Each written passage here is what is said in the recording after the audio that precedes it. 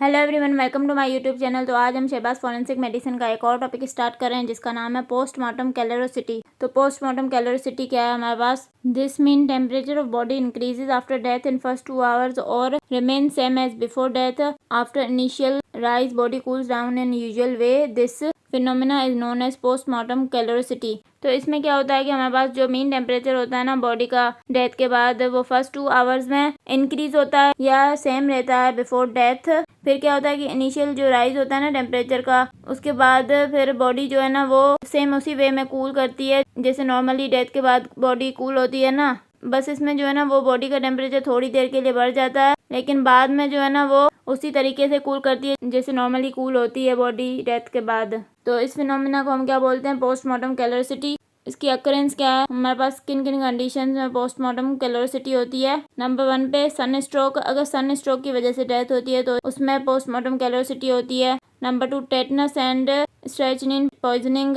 अगर टेटनस या strychnine poisoning की वजह से डेथ होती है तो उसमें ये होती है। नंबर 3 क्या? Acute bacterial and viral infection such as pneumonia, typhoid fever, encephalitis and other. तो एक्यूट बैक्टीरिया वायरल इन्फेक्शन जैसे कि निमोनिया, टाइफाइड फीवर, एनकेफ्लाइटिस और कुछ दूसरे भी इन्फेक्शन होते हैं बैक्टीरियल और वायरल। तो इन सारी डिजीज में जो है ना पोस्टमार्टम कैलोरिसिटी होती है। नंबर 4 पे क्या है? Intense asphyxial conditions where there may be rise of 2 to 3 degree centigrade at death.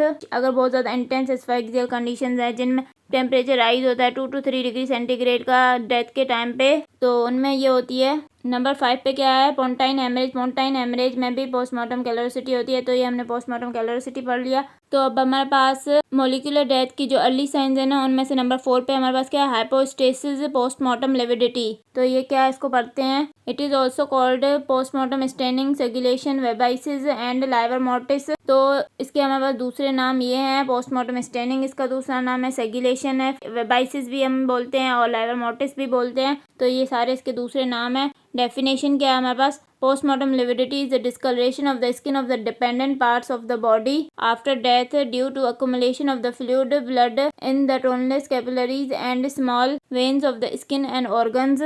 तो पोस्टमार्टम लिविडिटी में क्या होता है कि हमारे पास जो डिपेंडेंट पार्ट होते हैं ना बॉडी के, वहाँ पे जो स्किन होती है ना उसकी डिस्कलरेशन हो जाती है डेथ के बाद।